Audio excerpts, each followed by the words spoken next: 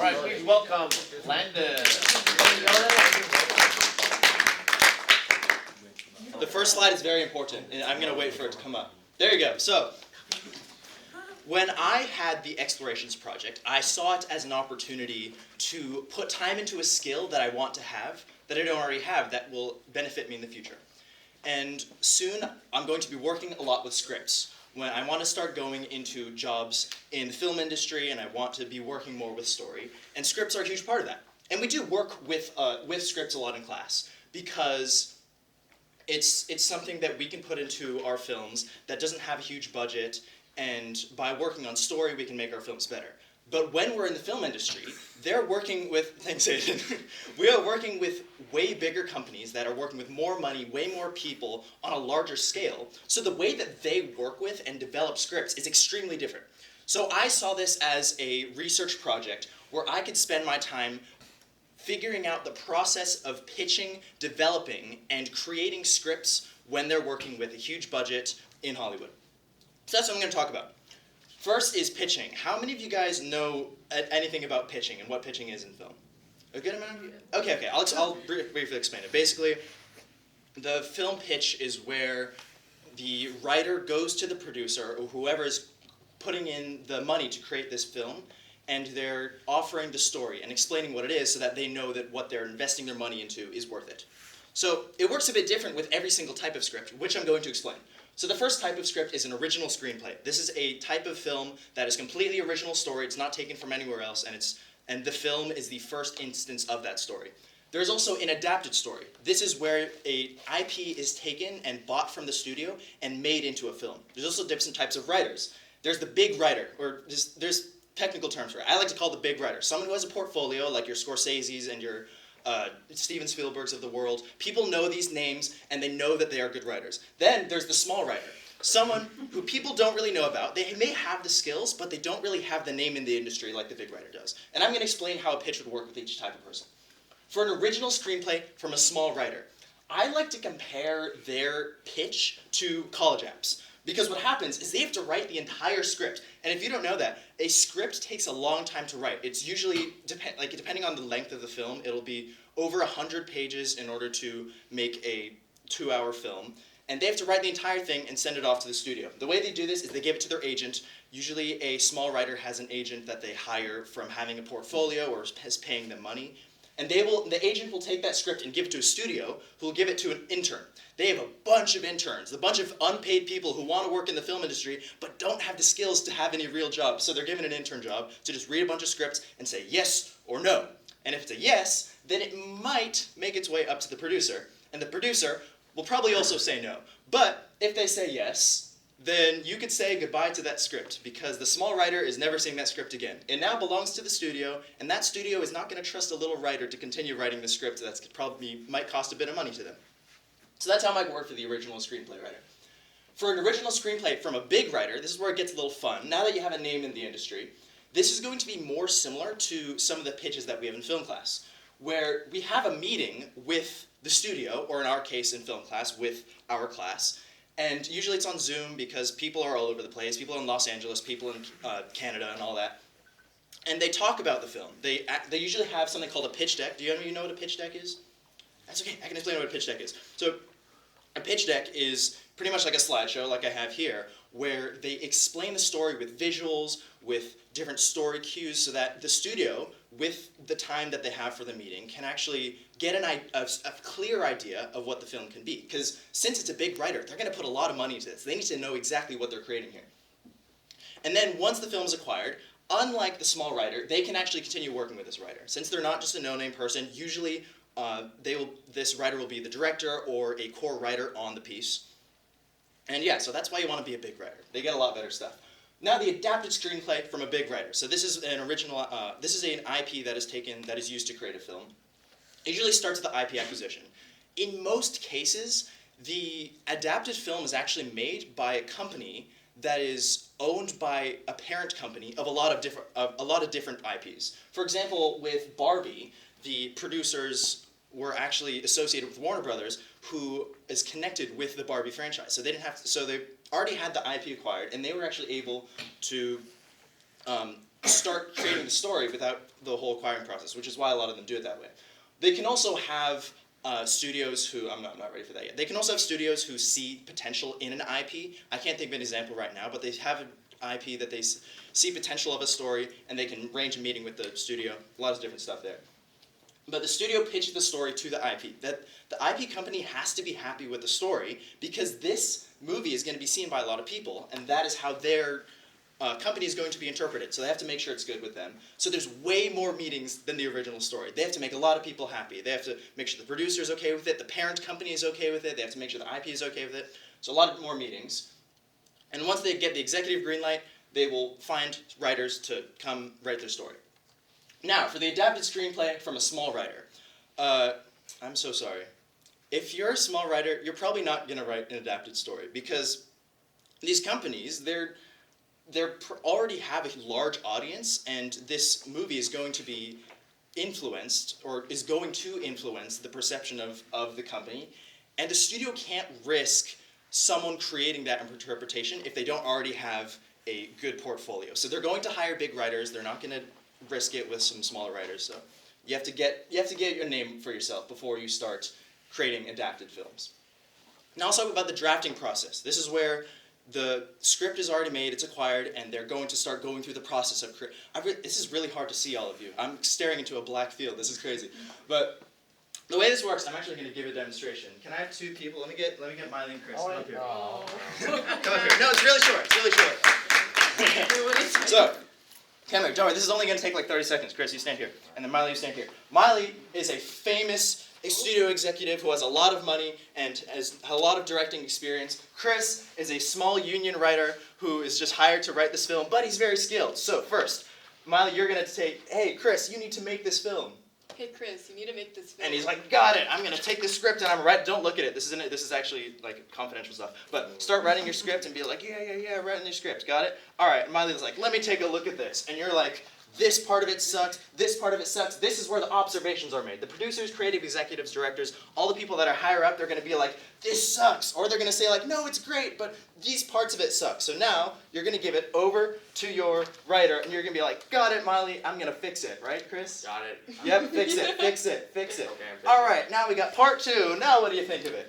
It still sucks. So you're going to give a bunch of observations, and you're going to be like, yeah, and you're going to keep writing it. And this is going to keep happening until the script is good. You guys go back. Thank you so much. That's the only reason I have this, is for that demonstration. So that's it. Ah! What happened? Uh-oh. Wait, I can fix it. Da-da-da. So, that's usually the process of drafting the script. But you might be wondering, what kind of observations? Oh no. You had a second? Thank you guys. It really isn't that high quality of it. I don't know what it's loading.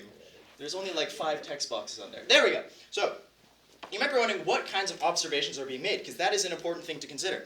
Well, like before, it is different for every type of script.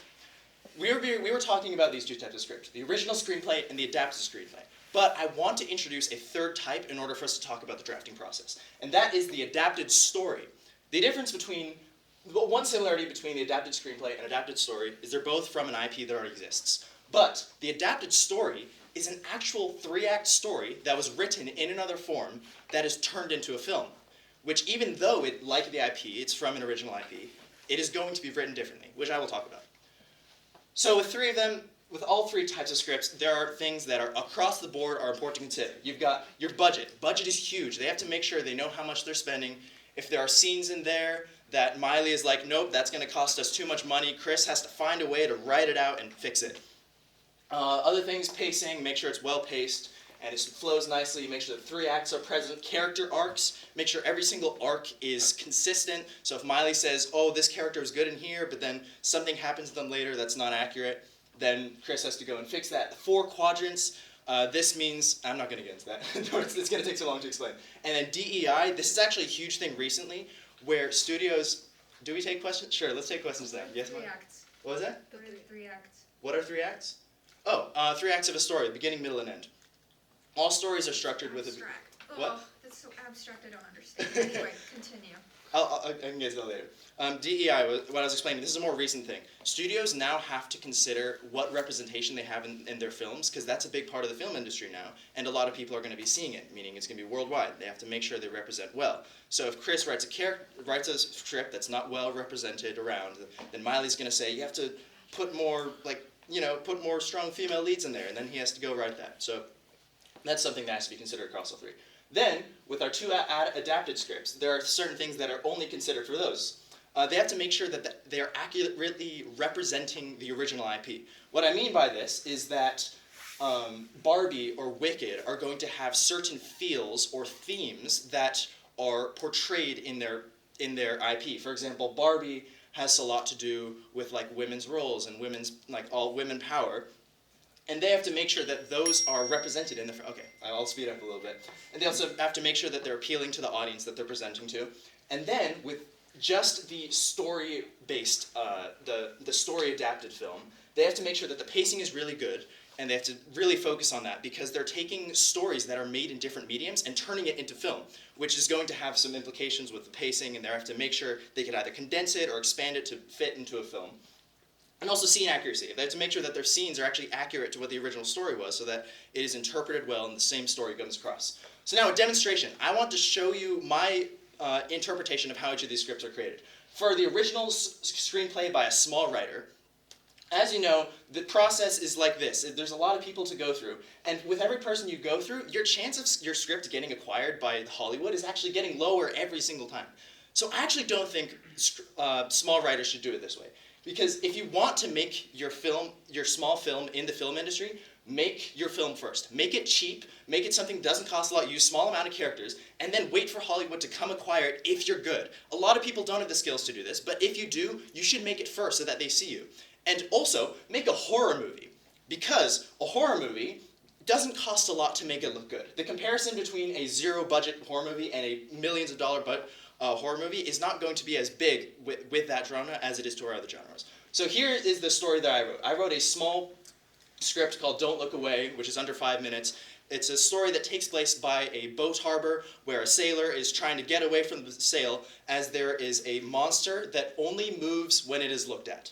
So, for example, when it walks, the character turns around and it's like super far away. If it looks away and looks back, it'll be a little closer. And that can create some fun dynamic with that villain. Then, if I were to take that film and take it up to the Hollywood level, it would be a lot longer. I would have a bigger budget, so I'd have it take place on a larger boat where I could have a team of people. So similar to something like The Thing, they would have to work together to try and figure out how to defeat this monster in order to get to the shore.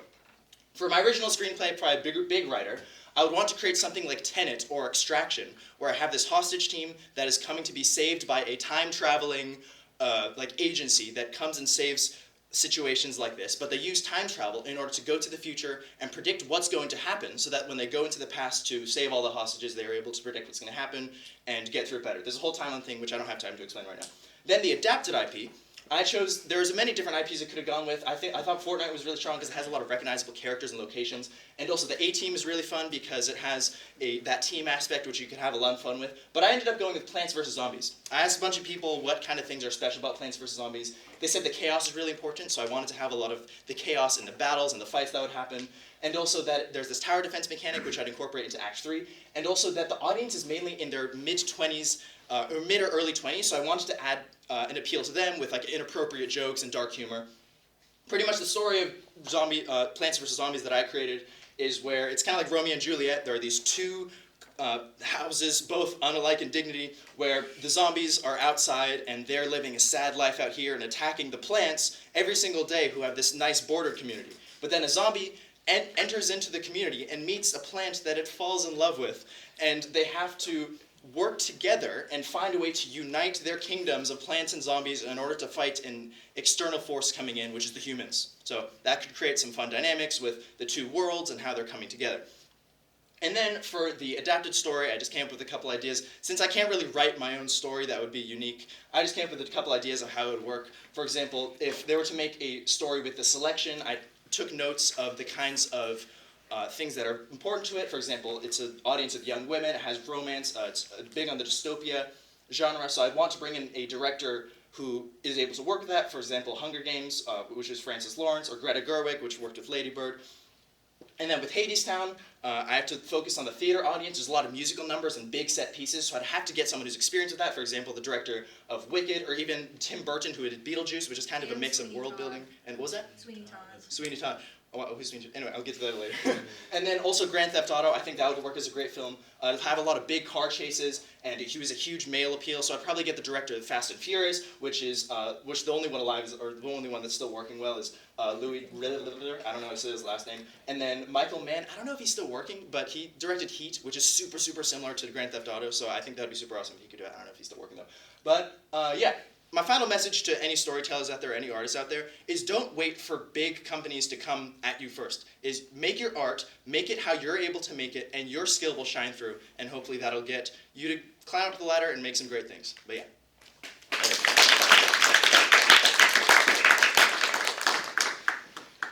We only have a short time. I'll answer questions quickly if you have any. Yes? For your horror monster, were you inspired by Weeping Angels? No. I was inspired by like a video game. I don't know what the video game is called, but I remember saw a video game about it. Yes. Oh, sorry. Yes, Danielle? We were talking about they wanted Ryan Coogler to direct Hadestown. Random people on the internet. Mm-hmm. What are your thoughts about that? I don't know how much experience he has with musicals. It was just based on Sinners. It's pretty much based on Yeah, I guess so. That sounds great. I don't know. I can't really make a comment on him as a person. Yeah, I think that could work. You are very good at talking. Yeah? Yeah, you're so present. You're like 8 feet on that stage. Aw, you're great at talking too, Tyler. You sure? You sure? Also, I just love your love for film. Like, you clearly care a lot about this Yes. job. I wanted to make it fun for you guys, because I know lectures are kind of boring, and yeah, but yeah, I hope it was fun for you guys. Yes, Mr. Gregg? Your passion is unquestioned. It's amazing. You have so much to say, more than you had time to fit in here. But I just want to point out you have great confidence. That's obvious. I think it's going to serve you really well in whatever you do. I loved how you took time to engage the audience in the role play scenario. I thought that was really cool. I love the message to small writers that you communicated. I think it's an empowering message. I felt inspired by it, so I just want you to know that you did so many things really well. And then if you need a side gig, you can get a job as an auctioneer. I have considered that before. I get told like Audible auctioneer. I get told like I should be an announcer at monster Carnival. truck places. I don't know, a lot of stuff. Yeah, Carnival Barker. but auctioneer is new. Yes, Mr. So the use of silence in your presentations could also emphasize a lot of things. So think about them slowing down sometimes, and even using silence. Yes. On that point, this presentation was originally 40 slides, and I cut it, and it was like 20 minutes, and I cut it down to 10. But Yeah. I also wanted to add the flippy thing, which I thought would be fun. But yes, I would add more silence if I had the time. So your narrative, right? Do you think it could be picked up by like a bigger company? Our narrative film? We could try our best. I'm just saying you have a lot of information that we need to actually think about before you move on to the next piece of information. Right? Understood. Because it's really important stuff. Good stuff, though.